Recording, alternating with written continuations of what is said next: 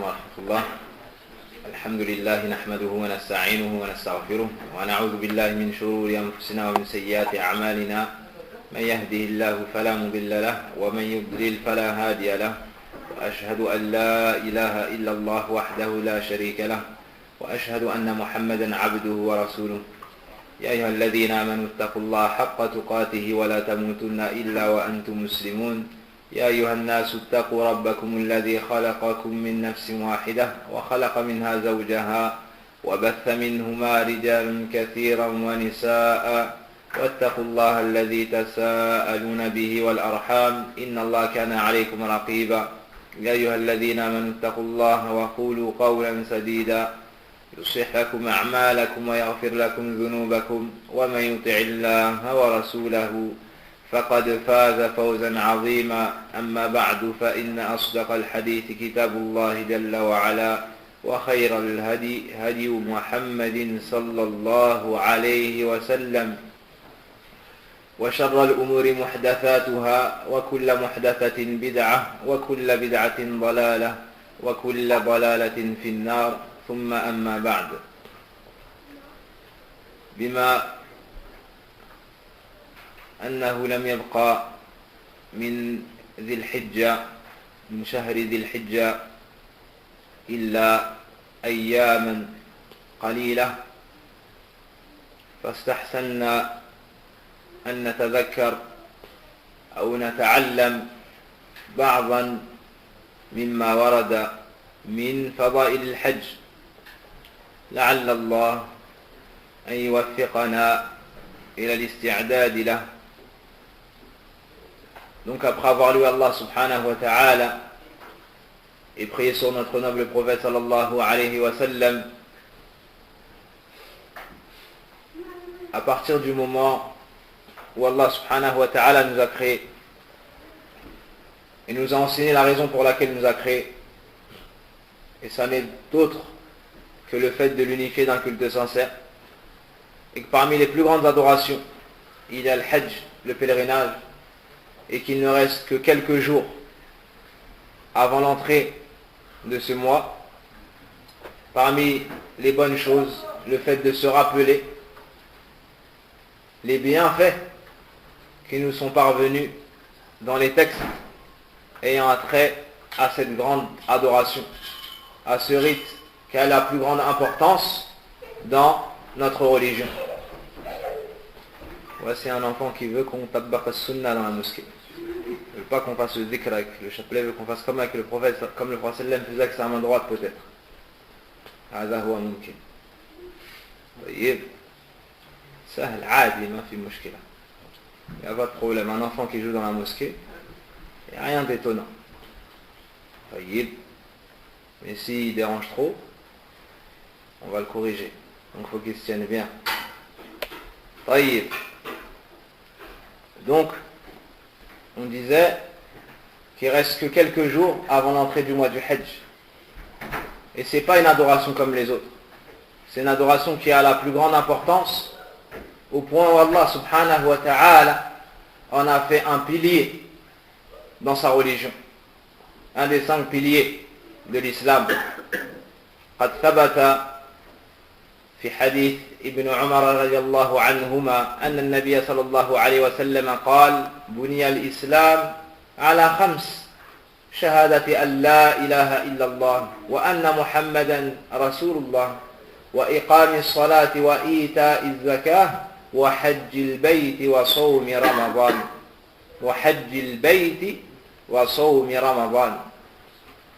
Donc, le pèlerinage est un des 5 piliers de l'islam, une des 5 fondations sur laquelle repose la religion d'Allah tabaraka wa ta'ala. Le prophète sallallahu alayhi wa sallam nous dit: l'islam repose sur 5, c'est-à-dire sur 5 bases. Ensuite, il cita ces 5 points. Le premier point, le fait de témoigner que nulle divinité ne mérite véritablement d'être adorée si ce n'est Allah. Ce pilier-là est la chose la plus importante et le point le plus important. Et l'ensemble des piliers de l'islam ne pourra pas reposer sur des bases saines si ce n'est en entrant par cette porte. Si ce n'est en entrant par cette porte, al-shahada. Et sans cette shahada, il n'y a pas d'islam. La personne peut prier, jeûner, accomplir le pèlerinage, s'acquitter de l'aumône, lier les liens de parenté, se comporter convenablement envers ses parents, à partir du moment où il n'a pas prononcé cette parole-là, en ayant la science de cette parole-là, et la croyance de ce qui découle de cette parole-là, alors il n'aura pas d'islam. Alors il n'aura pas d'islam. C'est la raison pour laquelle c'est la première chose à laquelle on appelle les non-musulmans. Et c'est la première chose qu'on enseigne aux musulmans. Car on arrive à une époque où l'ignorance s'est répandue d'une manière désolante. Il nous faut donc revivifier la religion avec laquelle est venu le prophète sallallahu alayhi wa sallam, en commençant par les bases. Et certes, tout l'islam a son importance. Que ce soit les mu'amalat, les transactions, al-adab, les comportements, al-ibadat, les adorations, al-aqaid, la croyance. Mais il te faut commencer ce par quoi commençait le prophète sallallahu alayhi wa sallam. Et le prophète sallallahu alayhi wa sallam est resté à Mecca une dizaine d'années en appelant les gens à la purification de la croyance. Et toute adoration qui a été légiférée n'est venue que pour réaliser ce but. كل ما شرع الله سبحانه وتعالى من العبادات والأحكام إنما هو لتحقيق هذه الغاية إخلاص الدين لله سبحانه وتعالى. هذا من أهم الأمور. Tout ce qui a été légiféré comme adoration, comme règle, comme jugement, tout cela est venu pour réaliser ce but, l'unicité d'Allah subhanahu wa ta'ala dans l'adoration. Wa bihamdillahi azza wa jal, on voit chaque jour que des dizaines et de dizaines de personnes entrent dans l'islam. Et ils entrent par cette porte-là, le premier pilier de l'islam. Le deuxième pilier, l'accomplissement de la prière. 5 prières. Et celui qui effectue ces 5 prières-là a un pacte avec Allah subhanahu wa ta'ala de le faire entrer au paradis. Et celui qui la délaisse sera avec Fir'aun, Aman wa Qarun. Et celui qui la délaisse, faqad kafar, kama qala an-nabi sallallahu alayhi wa sallam. Et celui qui la délaisse aura mécru, comme a dit le prophète sallallahu alayhi wa sallam dans un hadith authentique. Par contre, tu auras la récompense de 50 prières. Et la prière est la seule adoration qui a été ordonnée au prophète sallallahu alayhi wa sallam alors qu'il était dans les cieux. L'ensemble de la législation lui a été révélé alors qu'il était sur la terre. Par contre, pour cette noble adoration, Allah subhanahu wa ta'ala a élevé son prophète sallallahu alayhi wa sallam vers lui pour lui enseigner cela. Et même Jibril alayhi salam n'a pas pu dépasser ce niveau. Donc la prière a la plus grande importance. La personne qui entre dans l'islam, qui a aimé Allah subhanahu wa ta'ala au-dessus de tout, a purifié son cœur de l'adoration de tout doute qu'Allah subhanahu wa ta'ala, doit agir. Car la foi, ça n'est pas qu'une parole prononcée sur la langue, mais c'est une croyance dans le cœur, des actes avec les membres et une parole sur la langue. Et parmi les meilleures adorations réunissant cela, as-salat, la prière. Ensuite, le prophète sallallahu alayhi wa sallam nous ordonne la zakat, l'aumône, le fait de sortir de tes biens une part destinée aux pauvres ou aux catégories de personnes citées dans Surat At-Tawbah, que le musulman qui a des moyens devra donner. Puis dans ce hadith, le prophète sallallahu alayhi wa sallam nous dit le fait d'accomplir le pèlerinage à la maison, c'est-à-dire Al-Kaaba. C'est-à-dire Al-Kaaba. Et cela est une des plus grandes adorations, et c'est ce qu'on va développer ici, insha'Allah ta'ala. Puis, le prophète sallallahu a dit dans ce hadith, et jeûner le mois de Ramadan. Et jeûner le mois de Ramadan. Le pèlerinage est une obligation C'est un pilier de l'islam. C'est une obligation. Fardu ayn ala kulli muslimin wa muslimatin biquyud al-aql wal-qudra wal-bulugh. ونزيد شرطا للنساء وجود المحرم. وجود المحرم. Donc, le pèlerinage est une obligation. مرة واحدة في العمر. C'est une obligation une fois dans sa vie. Pour celui qui a atteint la puberté, qui a la raison, en ce qui concerne le pèlerinage de l'enfant, il est valable. Mais il devra quand même s'acquitter après la puberté du pèlerinage de l'islam. Le pilier. La raison et la capacité. La capacité, ça englobe plusieurs choses. La sécurité du chemin, la capacité financière pour effectuer le pèlerinage, faire l'aller et le retour et laisser les provisions à ta famille. S'il te manque une de ces trois choses-là, dans ton cas, le pèlerinage ne sera pas obligatoire. Et c'est une obligation une fois dans ta vie. Une fois dans ta vie. Mais, celui qui médite les textes qui nous sont parvenus de la part du prophète sallallahu alayhi wa sallam, il verra que cela nous est recommandé le plus possible dans notre vie. Celui qui a les moyens, celui à qui Allah subhanahu wa ta'ala a facilité, qu'il essaye d'accomplir le pèlerinage chaque année. S'il ne peut pas tous les 2 ans, s'il ne peut pas tous les 3 ans, et qu'il essaye de ne pas dépasser 5 années. Car le prophète sallallahu alayhi wa sallam nous dit, celui à qui Allah a facilité dans sa subsistance, puis ne vient pas en visite, 5 ans, 5 années, n'aura pas été reconnaissant, ou bien n'aura pas tiré profit. أو كما قال النبي صلى الله عليه وسلم. وقد قال ربنا سبحانه وتعالى مبينا حكم الحج في كتابه الكريم ولله على الناس حج البيت من استطاع إليه سبيلا. Allah dit dans le Coran, et c'est un devoir envers Allah pour les gens qui ont les moyens de faire le pèlerinage à la maison. وَمَنْ كَفَرَ فَإِنَّ اللَّهَ غَنِيٌّ عَنِ الْعَالَمِينَ. Et celui qui se montre ingrat, ou bien celui qui ne croit pas, certes Allah se passe largement des mondes. Dans ce verset, tu comprends que le pèlerinage est une obligation. Le pèlerinage, c'est une obligation. Donc on doit s'efforcer de l'effectuer. Et Allah subhanahu wa ta'ala ne t'a pas ordonné le pèlerinage car il était dans le besoin de tes actes. Allah subhanahu wa ta'ala huwa al-ghani al-habib. وقد صرح بذلك في كتابه الكريم كما في هذه الآية وقال أيضا يا أيها الناس أنتم الفقراء إلى الله والله هو الغني الحميد إن يشأ يذهبكم ويأتي بخلق جديد وما ذلك على الله بعزيز. Allah nous dit dans le Coran, ô vous les gens, vous êtes tous dans le besoin devant Allah. Et Allah est le riche, le digne de louange.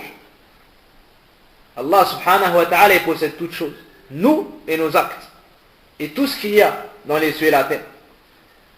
Et Allah, si on l'adore, wa shakur, il est reconnaissant. Il nous récompensera, nous préservera du feu de l'enfer et nous fera entrer dans son paradis. Et si on ne l'adore pas, dans tous les cas, c'est Al-Hamid.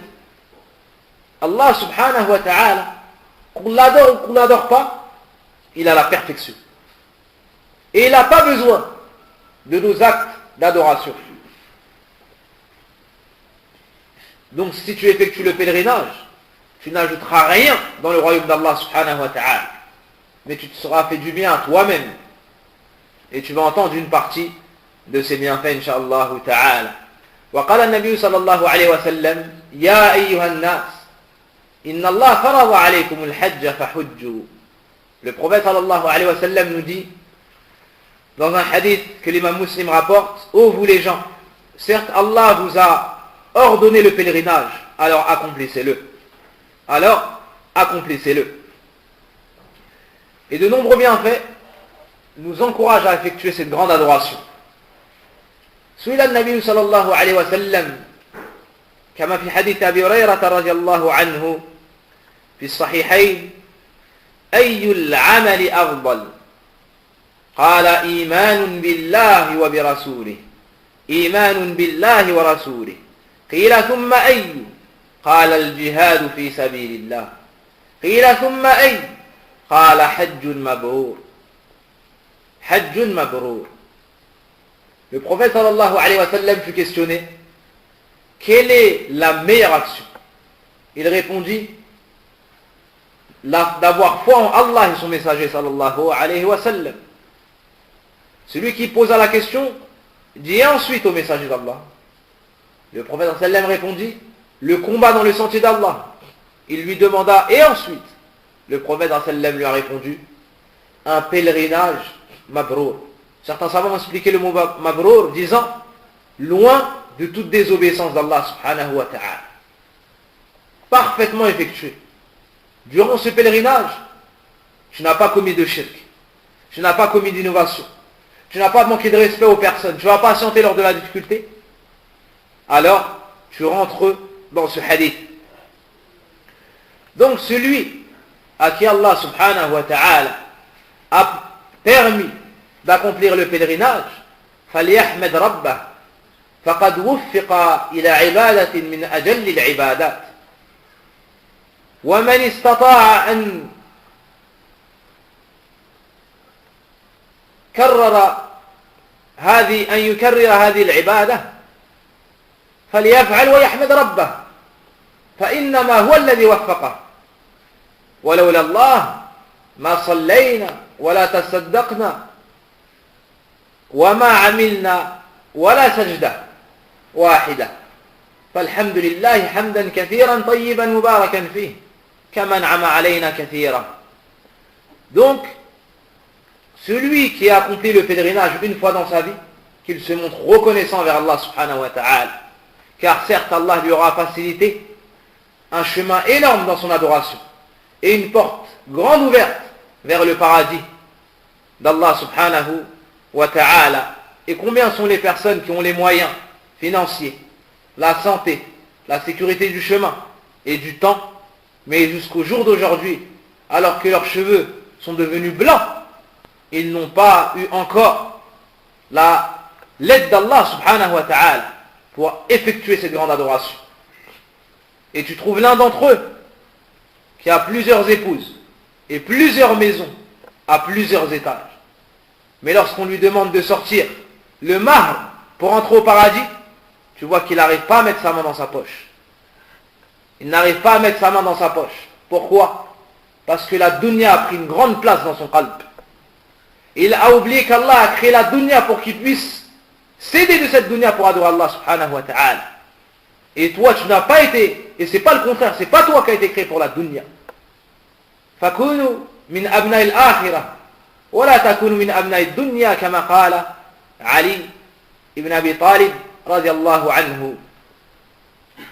الحج من أعظم أسباب غفران الذنوب. Le pèlerinage, c'est une des plus grandes causes pour se voir pardonner ses péchés.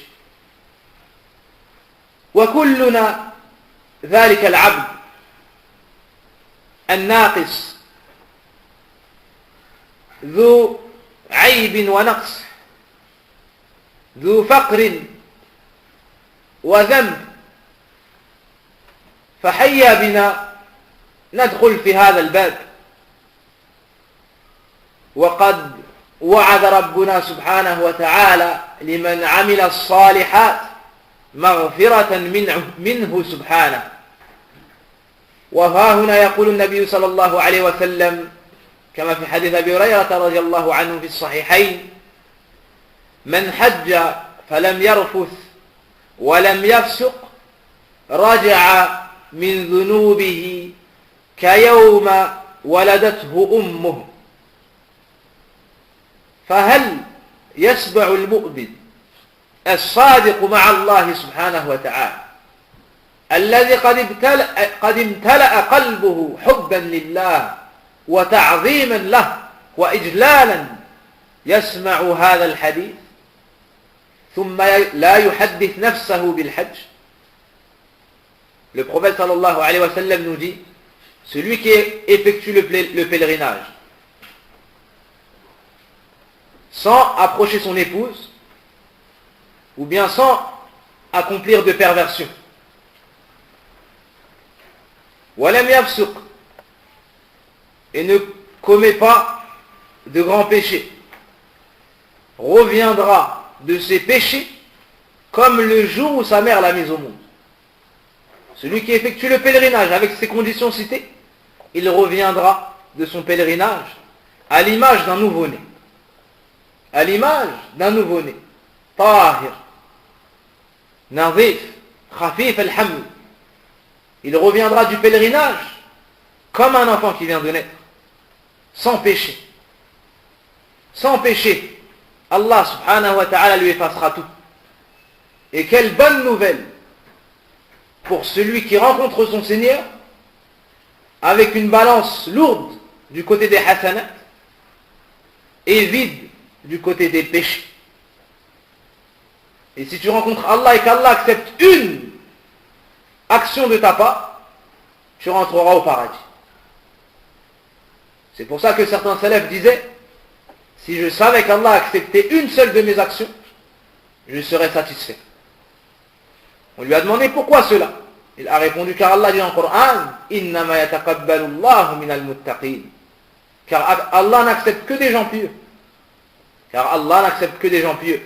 Donc celui qui effectue le pèlerinage, celui qui veut se voir ses péchés pardonnés, celui qui a su ce qu'il a fait en public et en privé, celui qui a su combien de prières il a retardé, combien de prières depuis sa puberté il a délaissé, combien de mensonges il a prononcé, combien de fois il a désobéi à ses parents, combien de fois il a manqué de respect à ses frères, à ses sœurs, combien de fois est-ce qu'il a rompu les liens de parenté,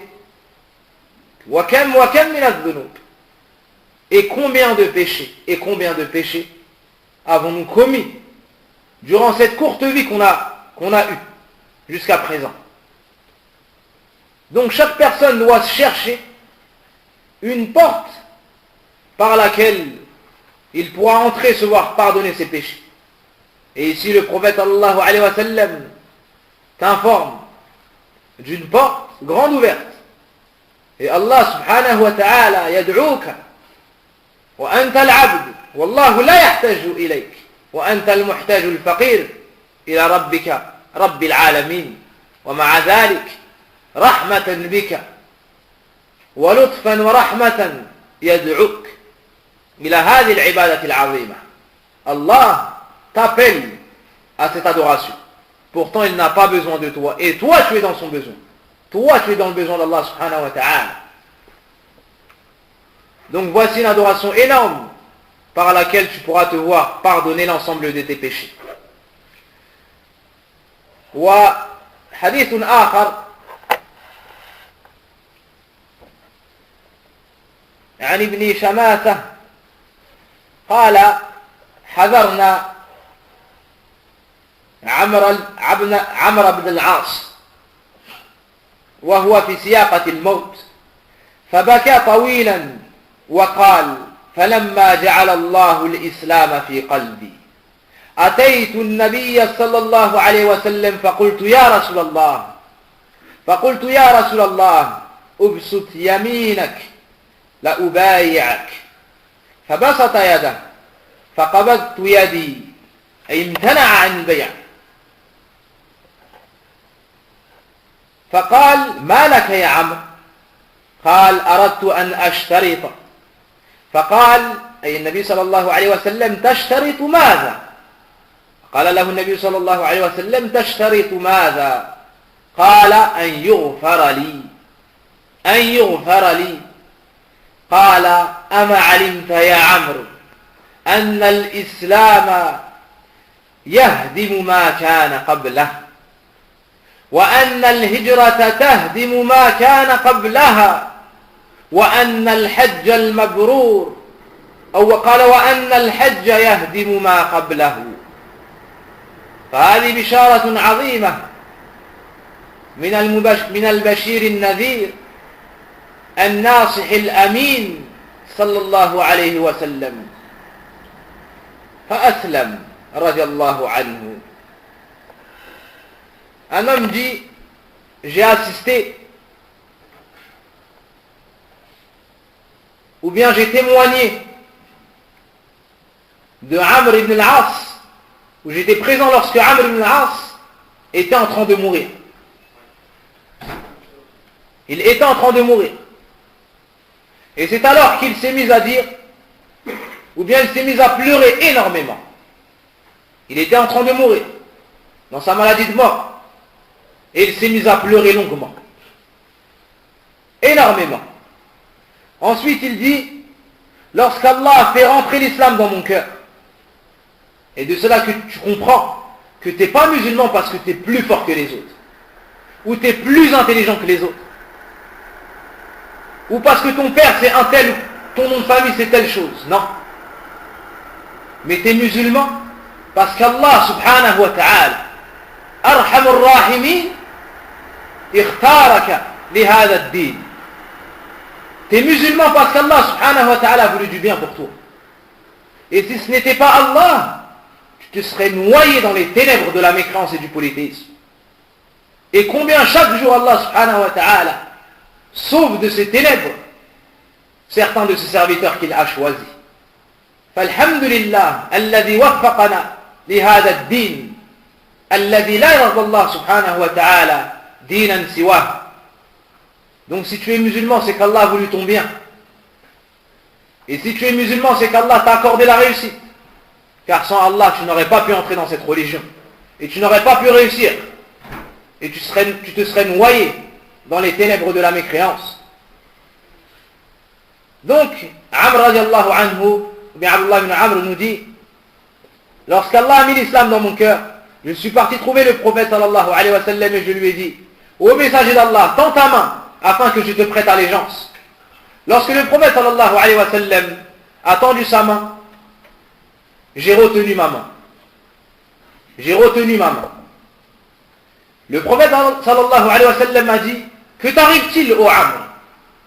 Je lui ai répondu, j'ai envie d'émettre une condition. Le prophète sallallahu alayhi wa sallam lui a dit, et quelle est-elle? Que veux-tu conditionner avant de te convertir? Alors Abdullah ibn Amr lui a dit, non, Amr plutôt, Amr ibn al-As, lui a dit qu'on me pardonne l'ensemble de mes péchés passés. Je veux entrer dans l'islam, mais j'ai des péchés que j'ai commis avant l'islam. Je veux qu'on me pardonne l'ensemble de ces péchés. Alors le prophète sallallahu alayhi wa sallam, celui qui a donné la meilleure éducation à ses compagnons, lui a dit une parole qui remplit le cœur de celui qui veut le bien d'espérance en Allah subhanahu wa ta'ala. Lui disant, n'as-tu pas su, ô Amr, que l'islam efface tout ce qui est passé avant? C'est-à-dire celui qui se convertit, qui entre dans l'islam, Allah lui pardonne tous ses péchés. L'ensemble de ses péchés. Subhanallah. Ensuite, il lui dit, et que l'hégire, c'est-à-dire le fait de quitter un pays kafir, comme celui-ci, vers un pays, vers une terre d'islam, vers une terre d'islam. Le prophète sallam lui a dit, n'as-tu pas su que l'hégire efface tout ce qu'il y a avant? Et que le pèlerinage efface tout ce qui s'est passé avant. وشاهدنا من الحديث وأن الحج يهدم ما كان قبله. Le pèlerinage efface tout ce qui est avant. Tout ce que tu as commis. Réfléchis à l'ensemble de tes péchés. Et Allahu Alam, on ne pourrait pas les dénombrer. Certains, on s'est souvenu. On s'en est souvenu, Allah nous a passé sur les repentis. Certains, on a oublié. Dans ce cas-là, il faut faire un repentir général. Et une des meilleures adorations comprenant un repentir sincère, le pèlerinage. Si tu accomplis le pèlerinage, convenablement, selon les règles et la science que nous a transmise le prophète sallallahu alayhi wa sallam, alors Allah te pardonnera l'ensemble de tes péchés. Al-Hajj min asbab al-rizq, min asbab tahsil al-rizq al-tayyib. Certaines personnes n'accomplissent pas le pèlerinage. Pourquoi? Ils disent, moi certes j'ai de l'argent, mais j'ai 2 enfants, j'ai 1 enfant, j'ai 4 enfants. D'autres disent, j'ai pas fini de construire ma maison. Ça, là. D'autres disent, si je sors cet argent-là, comment je vais faire pour faire telle chose? D'autres disent, j'ai pas envie de quitter mes enfants. D'autres, j'ai pas envie de quitter mon épouse. D'autres et d'autres et d'autres. Que des excuses ayant rapport avec la dunya. Allah subhanahu wa ta'ala, lorsqu'il t'ordonne une chose, ne crois pas que le bien qui découlera de cette adoration-là te reviendra que dans ta religion. Ça revient aussi à ce bas monde-là, à ta dunya. Quand tu adores Allah subhanahu wa ta'ala, Allah te préserve dans ta religion et dans ta dunya. ودليل ذلك ما قاله النبي صلى الله عليه وسلم لابن عباس: يا غلام إني أعلمك كلمات احفظ الله يحفظك. يحفظك في ماذا؟ قال ابن رجب رحمه الله تعالى وغيره من أهل العلم: يحفظك في دينك ودنياك، في مالك وأهلك وذرياتك حتى بعد موتك، ويحفظك قبل ذلك أو مع ذلك في دينك. Le prophète sallallahu alayhi wa sallam nous dit: préserve Allah, c'est-à-dire préserve les limites d'Allah, accomplis ce qu'Allah t'a ordonné, éloigne-toi des péchés, Allah te préservera. Il te préservera dans quoi? Dans ta religion et dans ton argent, ton épouse, tes enfants, ta maison, ta santé et l'ensemble de ce que tu possèdes. L'ensemble de ce que tu possèdes. Et le prophète sallallahu alayhi wa sallam nous dit: tabi'u bayna al-hajj wal-umrah فإنهما ينفيان الفقر والذنوب. Le prophète sallallahu alayhi wa sallam nous dit: faites suivre entre le hajj, le pèlerinage, et le petit pèlerinage, la umrah, la visite. Faites suivre cela. Accomplissez le hajj, ensuite la umrah, ensuite le hajj. Ensuite le prophète sallallahu alayhi wa sallam nous dit: car cela repousse la pauvreté et les péchés. Efface la pauvreté et les péchés.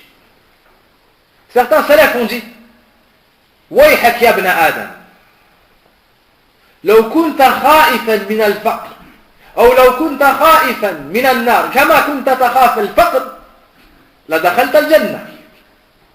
Certains parmi les anciens ont dit: malheur à toi, fils d'Adam, si tu avais peur de l'enfer, comme tu as peur de la pauvreté, tu rentreras au paradis. Tellement les gens aiment la dunya. Si tu avais peur de l'enfer, comme tu crains la pauvreté, tu finirais au paradis. Pourquoi est-ce qu'il a dit ça? Lorsqu'il a vu l'amour que les gens avaient pour la dunya. Or qu'ici le prophète sallam nous apprend que d'accomplir le hajj puis la umrah, c'est une cause de richesse, pas une cause de pauvreté. Si le prophète sallam nous informe que sadaqa, une sadaqa, ça ne diminue pas ton argent, qu'est-ce que tu penses de ce que tu dépenses pour faire le hajj? Sans aucun doute, ça ne diminue pas ton argent. Au contraire. Au contraire. Et un frère qu'on connaît bien a accompli le pèlerinage, il n'avait rien, il n'avait pas d'argent. Il n'avait pas d'argent. Lorsqu'il est revenu, il a fait l'umrah avant ça. Ensuite, il a accompli le pèlerinage. Il était pauvre d'épouse, il était célibataire. Pauvre dans ses poches, il n'avait pas d'argent. Et il travaillait que très peu. Lorsqu'il est revenu, Allah subhanahu wa ta'ala lui a facilité une femme pieuse. Et un travail, il l'a enrichi. Et aujourd'hui, il est bien plus riche que beaucoup de personnes. Il l'a enrichi par des enfants. Un enfant, puis 2, puis 3. Donc, dans les textes, on trouve cela. Et dans le waqi', on trouve cela. Que celui qui fait le hajj et la umrah, son argent augmente. Et sa pauvreté disparaît. Et c'est pas que la pauvreté financière. Plus que ça. Tu deviens riche ou tu deviens moins pauvre dans différentes catégories. Dans différentes catégories. Le fait d'avoir une femme pieuse, c'est une richesse. Si elle n'est pas pieuse, c'est un malheur. Mais si c'est une femme pieuse, c'est une richesse. Le fait d'avoir des enfants, c'est une richesse. Le fait d'avoir la santé, c'est une richesse.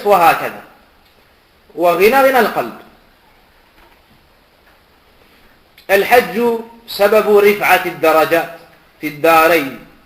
عن ابن عمر رضي الله عنه قال سمعت رسول الله صلى الله عليه وسلم يقول ما ترفع إبل الحاج رجلا ولا تضع يدا إلا كتب الله له بها حسنة ومحى عنه سيئة ورفعه بها درجة. Le prophète sallallahu alayhi wa sallam nous dit la monture du pèlerin ne lève pas une patte ou ne lève pas sa jambe sans que par ce ni ne la pose sans que par ce pas-là Allah lui donne une récompense, lui efface un péché et l'élève d'un degré. Celui qui médite sur ce hadith, lorsque tu vas partir de France jusqu'à Mecca, il y a combien de pas? Il y a combien de milliers de kilomètres? Environ 6000 kilomètres. Environ 6000 kilomètres. Combien de milliers de péchés Allah va te pardonner?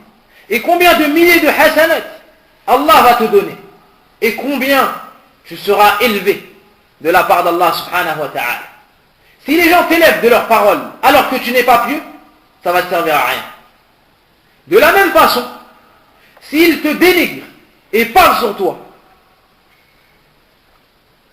comme le fait de te faire sortir de la sunna alors que tu es cramponné sur cette sunna, ça ne te nuira en rien. Tout comme ça n'a pas nui au prophète sallallahu alayhi wa sallam lorsqu'ils ont dit Sahirun majnoun kadhab. Ça ne lui a pas nui. Pourquoi? Parce qu'Allah l'a élevé. Fi dunya qabla al-akhirah. De la même façon, toi, n'attends pas que les gens t'élèvent de leurs paroles. Car si tu n'es pas pieux, ça va te servir à rien. Au contraire, si c'est par ostentation que tu faisais ces actes-là, Allah yawm al-qiyamah va te dévoiler. Et va dire que tous ceux, ou bien nada munadin, amman ashraka billahi fi ibadatihi, falyadhhab wa yatlub min sharikihi al-ajr. Hal yajidu shay'an? Yawm al-qiyamah, il y a quelqu'un qui va appeler et va dire, oh vous qui avez associé à Allah, qui avez effectué des actes avec ostentation, allez trouver ces gens-là, pour qui vous avez fait vos actes dans la dunya, et regardez, est-ce que vous trouvez une récompense auprès d'eux? Si Allah ne t'élève pas, qu'est-ce qui va t'élever après? Et si Allah te rabaisse à cause de tes péchés, qu'est-ce qui va venir t'élever après? Personne. Personne. Ibrahim alayhi salam est celui qui a élevé le Kaaba, al-Musharrafa, Khalil al-Rahman, le deuxième des meilleurs prophètes et messagers, celui qui a cassé les idoles de sa main. Et pourtant, le prophète sallam nous dit, Yalqa Ibrahim abahu Azar yawm al-qiyamah. Ibrahim va rencontrer son père, Azar, le jour du jugement dernier. Et sur son visage, il y aura de la poussière. Son visage sera terne. Ensuite, Azar dira à Ibrahim, aide-moi. Aide-moi.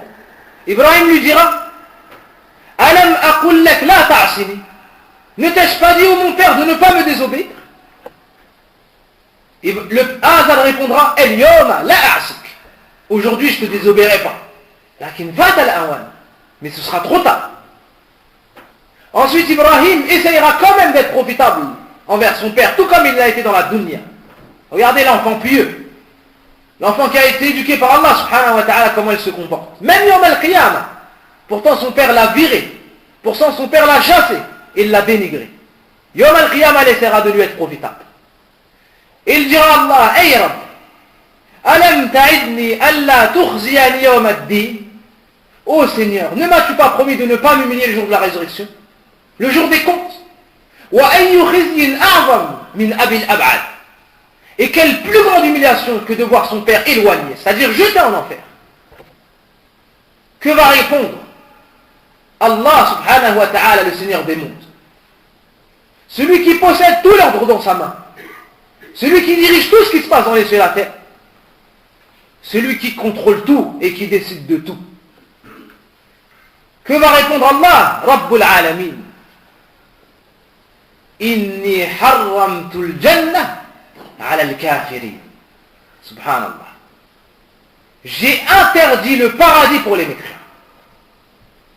Ensuite, on va changer le père d'Ibrahim en hyène, ou la femelle. Ensuite, on va le prendre et le jeter en enfer. Ibrahim alayhi salam, un des meilleurs prophètes, n'a pas pu être profitable pour son père.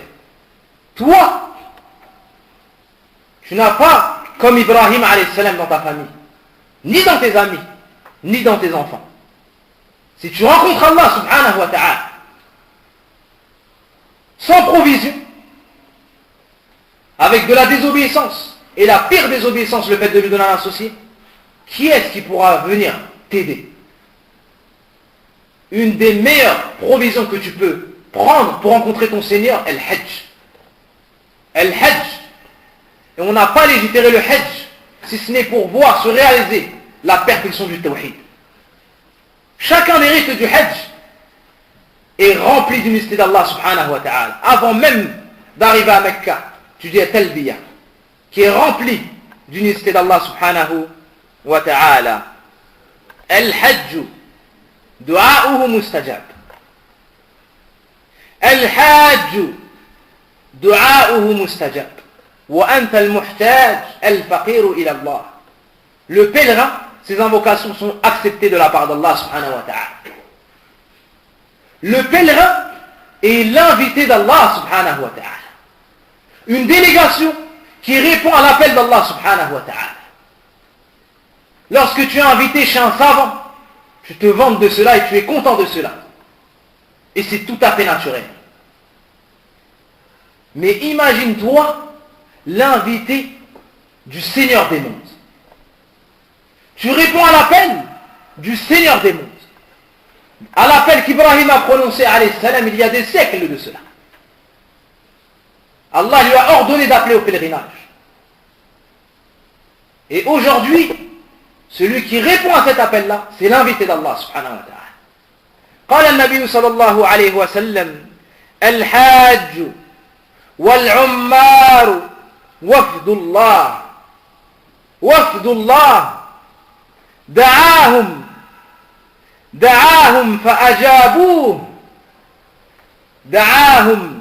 فأجابوه وسألوه فأعطاهم ما أعظمه من حديث. Le prophète sallallahu alayhi wa sallam nous dit, le pèlerin, celui qui se rend au pèlerinage, et celui qui se rend pour effectuer l'umrah, sont les invités d'Allah subhanahu wa ta'ala. Une délégation qui va vers Allah subhanahu wa ta'ala. Il les a appelés, et eux lui ont répondu. Subhanallah. Tu réponds à l'appel d'Allah tabaraka wa ta'ala. Si tes parents t'appellent et tu leur réponds, c'est un honneur. Et une obéissance. Walillahi al-mathalul a'la. À plus forte raison, si le Seigneur des mondes, le Créateur de toutes choses t'appelle et tu lui réponds. Tu es l'invité particulier d'Allah, Rabbil Alamin. Tu es une délégation qui se rend pour effectuer le pèlerinage pour Allah subhanahu wa ta'ala. Ensuite, le prophète sallallahu alayhi wa sallam nous dit, il les a appelés, c'est-à-dire Allah les a appelés, et ils lui ont répondu. Quand tu sors de chez toi, n'oublie pas cela. Quand tu vas sortir pour effectuer le pèlerinage, ne sors pas comme si tu allais faire des courses, comme si tu allais au travail, comme si c'était un jour banal. Tu vas répondre à l'appel d'Allah subhanahu wa ta'ala. Et combien de millions de personnes n'ont pas pu répondre à cet appel? Et toi, Allah t'a élevé, t'a choisi, t'a fait grâce afin que tu puisses répondre à son appel. فلا حول ولا قوة إلا بالله. لا حول ولا قوة إلا بالله. سل ربك التوفيق والسداد. سل ربك أن يعينك كي تحج. Chaque frère et chaque sœur doit s'humilier devant Allah subhanahu wa ta'ala et lui demander l'aide afin de faire partie de ceux qui auront répondu à l'appel d'Allah subhanahu wa ta'ala, de ceux qui auront effectué le pèlerinage pour Allah subhanahu wa ta'ala. Car celui qui effectue le pèlerinage a certes effectué une adoration immense, une cause d'entrée au paradis, une cause de se voir pardonner ses péchés. Il revient comme le jour où sa mère l'a mis au monde, subhanallah. Et plus grand que cela, celui à qui Allah a facilité le fait d'emmener ses parents au pèlerinage, après l'avoir effectué lui-même, ou bien emmener son épouse. Hadi makruma. Ça c'est un honneur, et peu sont les gens qui ont pu faire cela. Une des meilleures causes de la réussite dans la vie conjugale, le fait d'effectuer le pèlerinage avec son épouse. Et wallah, combien sont les gens qui emmènent leurs épouses en vacances dans des pays de koufr? Elle lui fait un scandale, ils l'emmènent en Espagne ou je ne sais pas où. Certains les emmènent au ski. Certains les emmènent. Voyage et va en vacances dans un pays musulman, il n'y a pas de mal. Mais ya akhi, pourquoi est-ce que tu ne l'emmènes pas au Hajj? Pourquoi est-ce que tu ne l'emmènes pas en Umrah? Wallahi, ce sera le voyage de sa vie, après avoir été le tien. Ce sera le voyage de sa vie, wallah, après avoir été le tien. Donc le prophète sallallahu alayhi wa sallam nous dit, Allah les a appelés et ils lui ont répondu. Subhanallah. Ça c'est un hadith azim. Ils lui ont demandé, ils l'ont invoqué. Alors il leur a répondu. Tu fais de dua, tu as un pèlerin ou une femme qui effectue le pèlerinage. Ne sois pas distrait des dua, car tu as une place particulière auprès d'Allah subhanahu wa ta'ala. Tu as répondu à son appel. Alors Allah subhanahu wa ta'ala exaucera tes invocations. وقال النبي صلى الله عليه وسلم من حاج أو من مات فيه أي في الحج كتب له أجر الحاج أو أجر حاج إلى يوم القيامة. N'aie pas peur. Même si tu meurs au Hajj, tu n'auras rien perdu, au contraire. N'aie pas peur de ceux que tu as laissés derrière toi. C'est Allah qui va s'en charger. C'est Allah qui va les préserver. C'est Allah qui va leur donner leur subsistance. Et toi, tu n'es qu'une cause. Mais c'est Allah qui décide. Si tu meurs au Hajj, tes parents ne vont manquer de rien.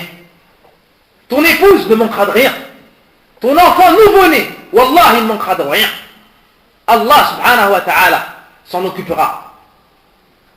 Et celui dont Allah prend soin, tu n'as rien à craindre pour lui. Comme mal. Rabbun Ghafour, Latifun, Ghaniyun, Razzaq, Sami'un, Basir. Wa illahi al-asma'ul husna. Allah subhanahu wa ta'ala, le tout miséricordieux, celui qui est doux, celui qui entend tout, celui qui voit tout, celui qui donne la subsistance, c'est lui qui s'en occupera. Tu n'as rien à craindre. Et mieux que ça, comme bonne nouvelle pour toi, le prophète sallam te dit, celui qui meurt au pèlerinage, celui qui meurt au pèlerinage, aura la récompense de celui qui effectue le pèlerinage jusqu'au jour de la résurrection. Jusqu'au jour de la résurrection. Donc, tout comme tu ne dois pas craindre la pauvreté, tu ne dois pas craindre la mort dans ton chemin vers cette grande adoration qu'est le pèlerinage.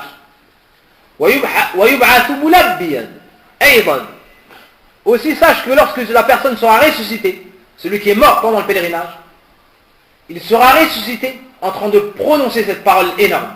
Labayk Allahumma labayk, labayk la sharika laka labayk, innal hamda wal ni'mata laka wal mulk la sharika lak. Tu es ressuscité yawm al-qiyamah en prononçant cette parole, subhanallah.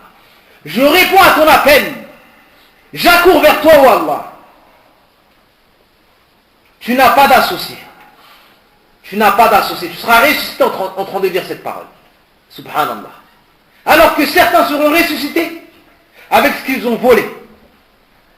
Certains seront ressuscités avec de l'alcool.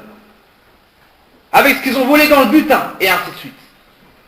Chaque personne sera ressuscitée selon la façon dont il est mort. Certains seront ressuscités en tant que personne ayant commis l'ostentation, comme c'est venu dans un hadith authentique. Et Allah va le dévoiler ce jour-là. Or que toi, Inch'Allah, tu seras ressuscité et tout le monde verra que cette personne-là était au pèlerinage. Était au pèlerinage. En train d'accomplir une adoration immense.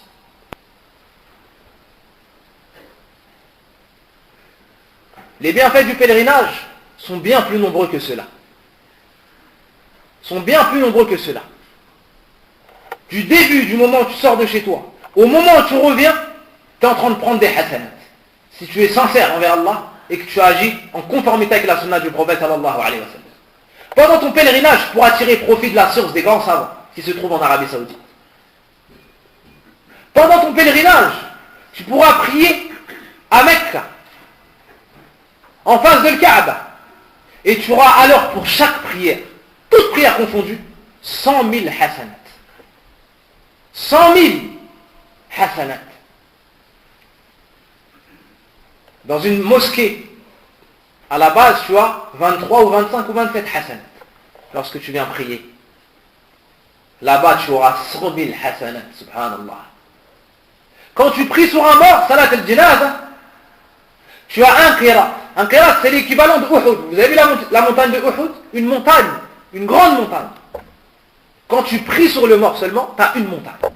Et si tu restes jusqu'à la fin lorsqu'on l'enterre, tu as deux montagnes. Ben sachez qu'au Masjid al-Haram, à chaque salat, tu pries au moins sur 3 morts. À chaque salat.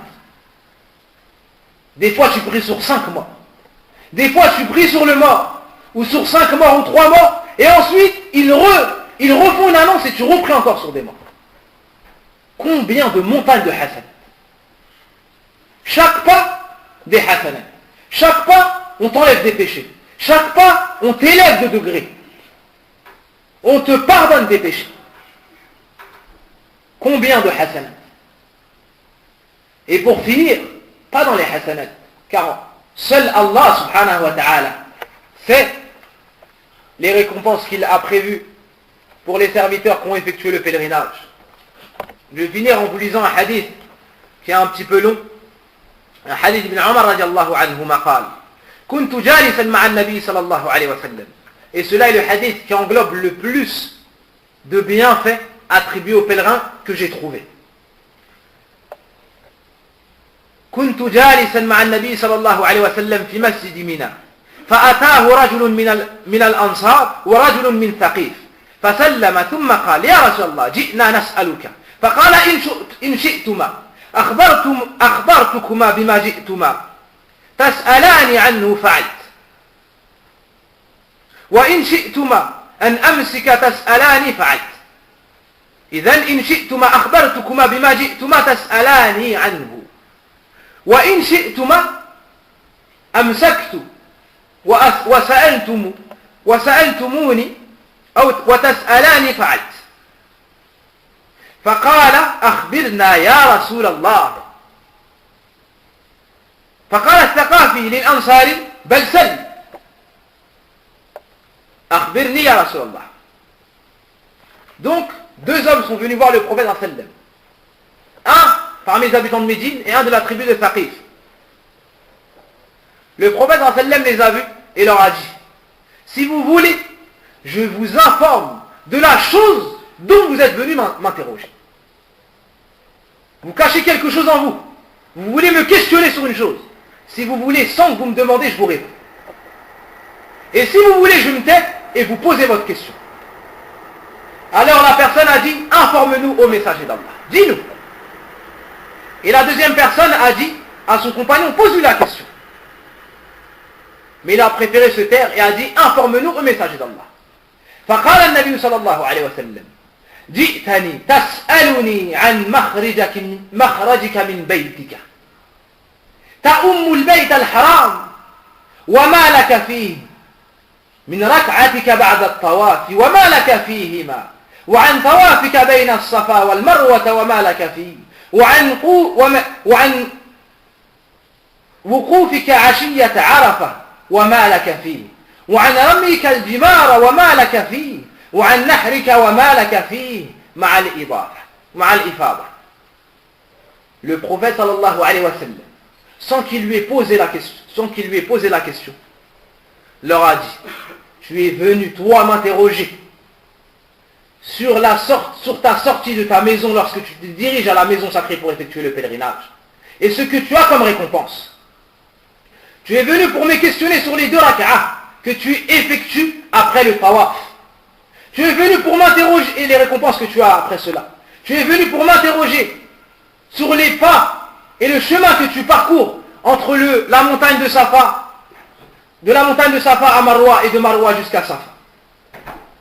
Et les hasanats que tu auras. Tu es venu m'interroger sur les récompenses que tu auras à gagner lorsque tu égorgeras la bête. Et tu es venu m'interroger sur les récompenses que tu auras lorsque tu jetteras les pierres sur la stèle et ensuite sur le sacrifice et le dernier tawaf.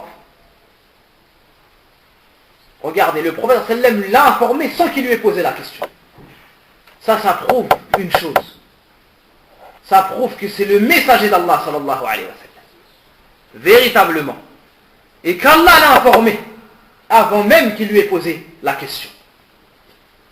فويل للكافرين الذين كذبوا هذا النبي الصادق الذي لا ينطق عن الهوى.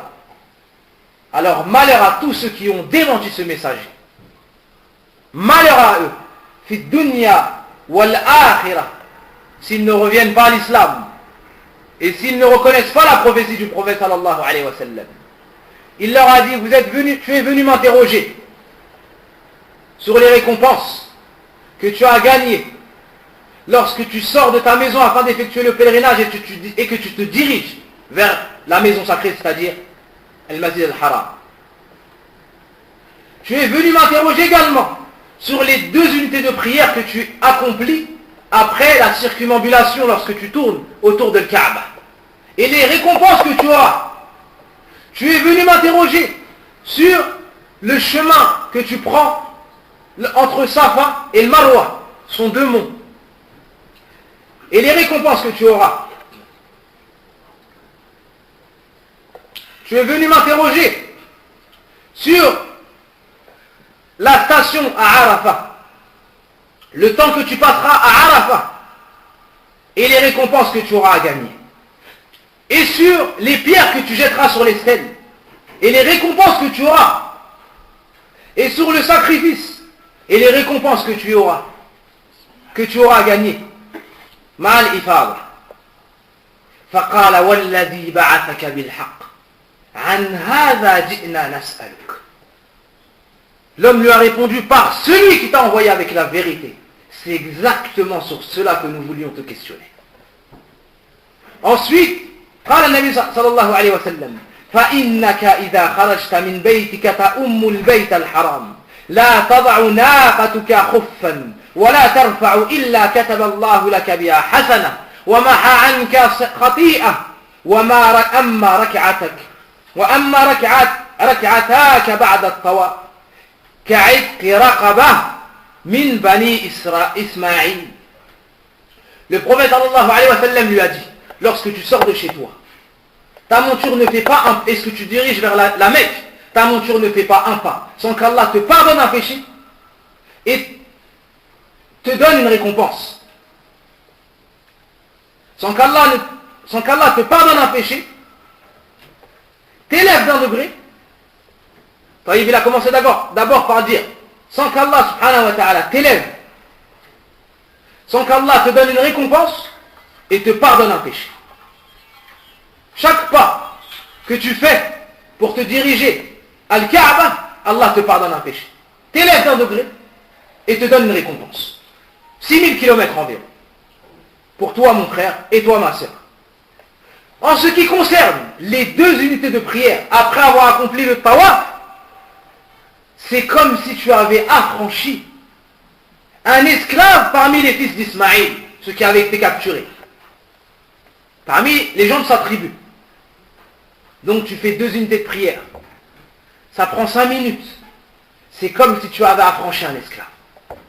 C'est comme si tu avais affranchi un esclave. Est-ce que lorsque tu as fait ces 2 unités de prière pour celui qui a déjà fait le hajj, est-ce que tu as istahdarta dhalik? Est-ce que tu avais présent ça dans ton cœur et dans ton esprit lorsque tu faisais ces 2 unités? Allahu a'lam. Amma tawafuka bis-safa wal-marwa, isma'u hada. Takadu al-'aynan la tusaddiqa dhalik.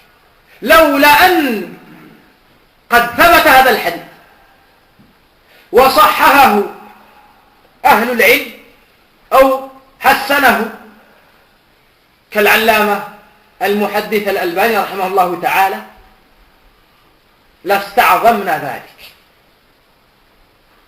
اسمع هذا، وهذا ثبت عن النبي صلى الله عليه وسلم. أما ركعتاك أو أما طوافك بالصفاء والمروة كعتق 70 رقبة. كعتق 70 رقبة. Le prophète sallallahu alayhi wa sallam t'informe, mon frère, toi qui vas faire le pèlerinage, et toi ma soeur qui va accomplir le pèlerinage, Inch'Allah, le prophète sallallahu alayhi wa sallam te dit, lorsque tu marches entre Safa et Marwa, c'est comme si tu avais affranchi 70 esclaves. 70 esclaves.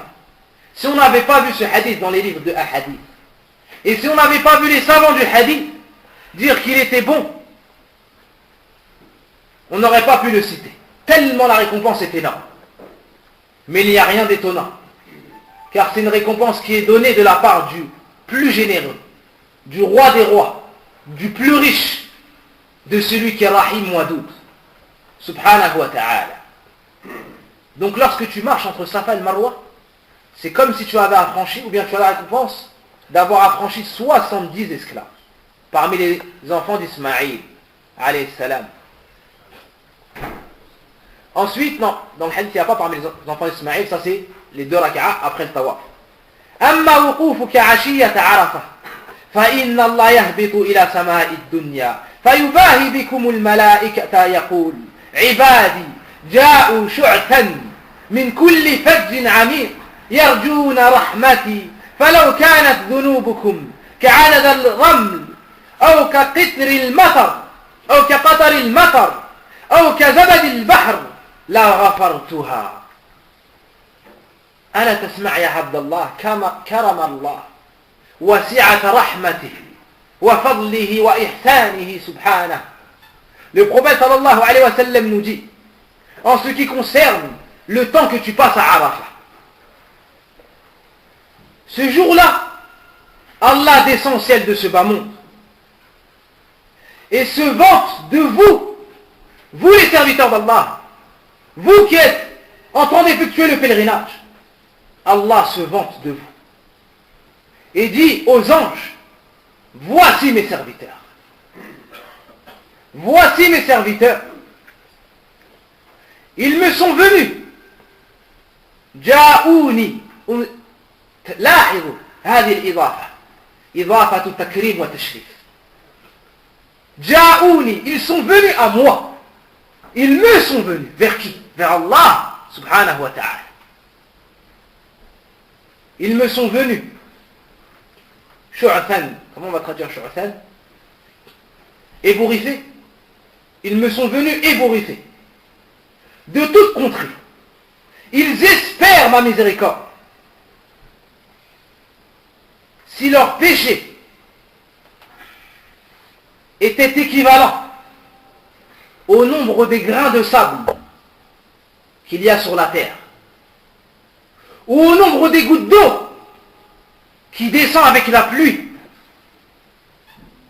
ou au nombre des gouttes d'eau qui descend avec la pluie, ou équivalent à l'écume de la mer. L'écume de la mer, c'est tout ce que vous voyez au-dessus de la mer, comme déchets, comme mousse, comme... et ainsi de suite. Donc, si leur péché était équivalent au nombre des grains de sable, ou au nombre des gouttes d'eau qui descendent avec la pluie, ou bien à l'écume de la mer, je leur aurais pardonné. Si tes péchés, mon frère, si nos péchés, plutôt, avaient atteint l'équivalent de cela, Allah nous les aurait pardonnés. Subhanallah. Tu as accompli le pèlerinage, quel que soit l'équivalent de tes péchés, Allah te les efface tous. Allah te les pardonne tous.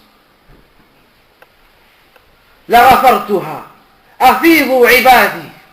Afidhu ibadi. Ensuite Allah dit, venez vers moi, ô mes serviteurs. Venez vers moi, ô mes serviteurs. Maghfuran lakum. Vous allez vous voir pardonner. Je vais tous vous pardonner. Maghfuran lakum wa liman shafa'tum lah. Et pour tous ceux pour qui vous allez intercéder. Subhanallah. Tu fais le hajj, Allah te pardonne tous tes péchés. Et ceux pour qui tu fais dua, Allah leur pardonne aussi. Alors ne sois pas avare ce jour-là. C'est le meilleur jour de l'année. Wa amma ramyuka bid-dimar. Et ça c'est la fin du hadith. Falaka bi kulli hasatin ramaytaha takfiru kabiratin min al-mubiqat. Subhanallah. Ensuite le prophète sallallahu alayhi wa sallam dit, en ce qui concerne le fait de jeter les pierres sur les stèles, pour chaque petite pierre que tu vas jeter, Allah par cela te pardonnera un des grands péchés. Al-mubiqat, c'est al-muhlikat. Un des grands péchés qui a pour habitude de causer la destruction du serviteur. C'est ça la définition d'une mubiqa. Comme al-sihr, tu fais une tawbah et tu reviens dans l'islam. Comme le mensonge, comme al-zina, comme le fait de parler sur les femmes chastes, comme le fait de se sauver le jour du djihad, comme le fait de manger des intérêts. Combien sont ceux qui font des crédits avec intérêt? C'est minal mubiqat. C'est minal mubiqat al-muhlikat. Ça anéantit la personne. C'est un péché qui anéantit la personne. Celui qui prend crédit avec intérêt, Allah il lui déclare la guerre. Comme c'est venu dans Surat al-Baqarah. Qui peut déclarer la guerre à Allah subhanahu wa ta'ala? Al-Aziz al-Qahhar. Ensuite le prophète sallallahu alayhi wa sallam dit, quand tu jettes une pierre, pour chaque pierre, Allah te pardonne un grand péché. Rappelle-toi tous tes grands péchés mon frère. Et toi ma soeur, combien d'années t'as passé avant l'istiqama? Et combien t'as passé dans l'istiqama avec des péchés? Ben chaque pierre que tu vas jeter, sache qu'Allah par cela te pardonne un grand péché. À la première pierre tu jettes, à la première stèle, combien de pierres tu jettes? Répondez-moi. 7. À la deuxième, pareil. À la troisième, pareil. Et tu répètes cela. À chaque fois, rappelle-toi qu'Allah te pardonne un grand péché. Ensuite le prophète sallallahu alayhi wa sallam dit, Amma nahruka famuddakhirun laka inda rabbik. En ce qui concerne le sacrifice, c'est une récompense qui a été préparée et réservée, elle se trouve auprès de ton Seigneur. Et dans une autre version, فَلَا تَعْلَمُ نَفْسٌ مَا أُخْفِيَ لَهُم مِّن قُرَّةِ أَعْيُنٍ جَزَاءً بِمَا كَانُوا يَعْمَلُونَ. Le verset qui est dans Surat Sajda. C'est une récompense qu'Allah t'a réservée, on ne sait pas c'est quoi. Ensuite le prophète sallallahu alayhi wa sallam dit, أَمَّا حِلَاقُكَ رَأْسَكَ فَلَكَ بِكُلِّ شَعِيرٍ شَعْرَةٍ حَلَقْتَهَا حَسَنَةً. En ce qui concerne le fait de se raser la tête, pour chaque cheveu que tu auras rasé, chaque poil de ta tête, Allah te donne une récompense. Pour chaque poil, Allah te donne une récompense. Alors même si tu as laissé pousser tes cheveux, ça c'est pour l'homme bien sûr, pas que la femme elle coupe ses cheveux. Wallahu musta'an. La femme n'a pas le droit de se raser la tête, ou faire ou copier à la manière des kafirat, des fasiqat, et en pensant que ça l'embellit, C'est interdire à la femme de se couper les cheveux, coupe garçon, comme on dit. Taïb. Premièrement, elle désobéit à Allah. Deuxièmement, elle désobéit au prophète. Et troisièmement, ajoute à cela qu'elle est moche, comme ça. Ajoute à cela qu'elle ressemble aux perverses parmi les femmes. Min al-kafarati wal-fasiqat. Donc la femme coupe l'espace de cela seulement. Taïb. Par contre, l'homme peut soit se tondre, ou comment on va dire ça, diminuer à la tondeuse, d'accord, soit se raser. Et s'il rase, au rasoir, c'est encore mieux, car le prophète a fait trois doigts pour ceux qui se rasent et une seule pour ceux qui diminuent. Pour chaque poil, Allah te donne une récompense. En ce qui concerne le dernier tawaf, tu feras le tawaf et tu n'auras plus aucun péché sur toi. Le prophète sallam dit Amma tawafuka bil bayt ba'da dhalik fa innaka tatuf wa la dhanba lak. Tu fais le dernier tawaf alors que tu es vide, tu es pur de tout péché. Tu es pur de tout péché. Qu'est-ce que tu veux de plus que cela? Qu'est-ce que tu veux de plus que cela? Et pourtant il y a plus que cela.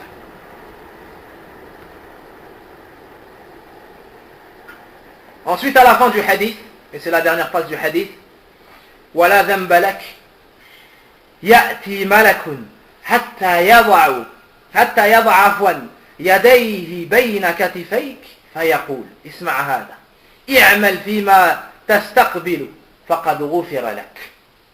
À la fin, tu as fini ton hajj. Qu'est-ce qui se passe? Il y a un ange qui vient. Il y a un ange qui vient, tu ne le vois pas.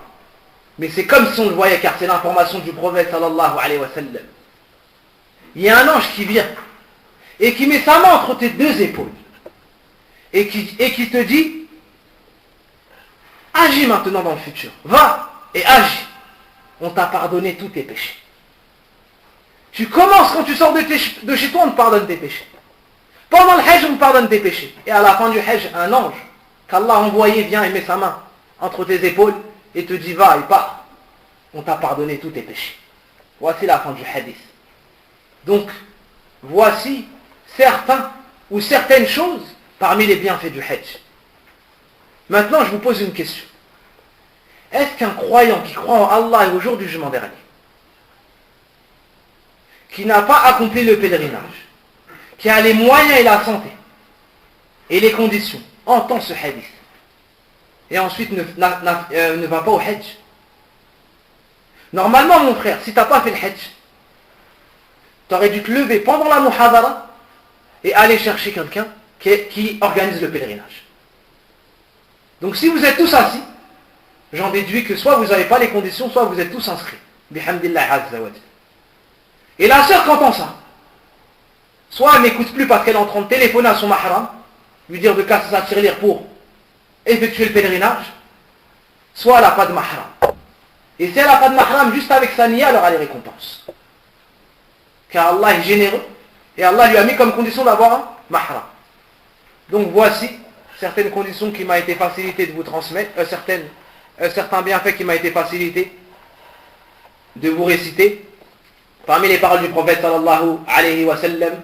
Et pour conclure, une chose plus importante que tout ce qu'on vient de citer, al-ikhlas. Al-ikhlas, la sincérité. Wa tawba, le repentir. Avant d'aller au hajj, repens-toi d'un repentir sincère. Et sois sincère, même avant de partir au hajj. Chaque billet que tu poses pour faire le pèlerinage, et chaque pas, il faut que tu sois sincère, mon frère. Sinon tu n'auras pas de hasanat.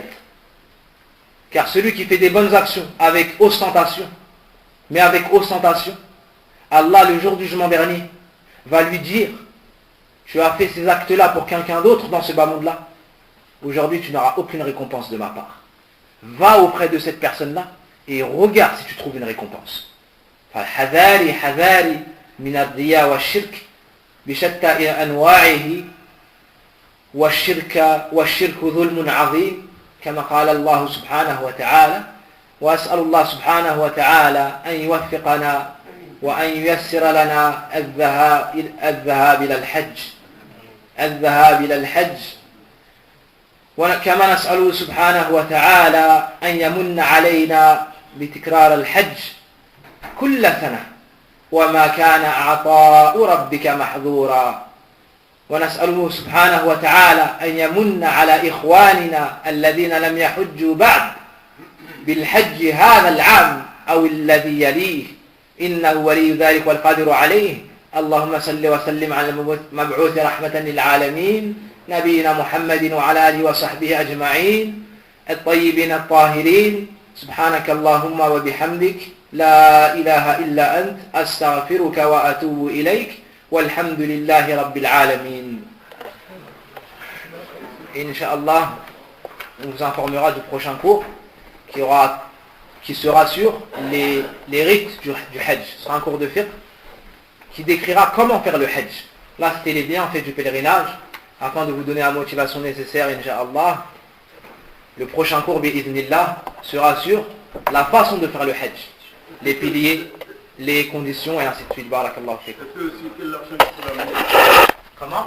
Quel argent tu peux ramener les guides? Quel argent? Voilà. Yani combien ça coûte? Non. Ah, faut que l'argent soit halal? Voilà. Aïwa, barakallahu fiqh. Je ne sais pas comment tu fais l'argent actuellement pour partir à la Mecque. طيب.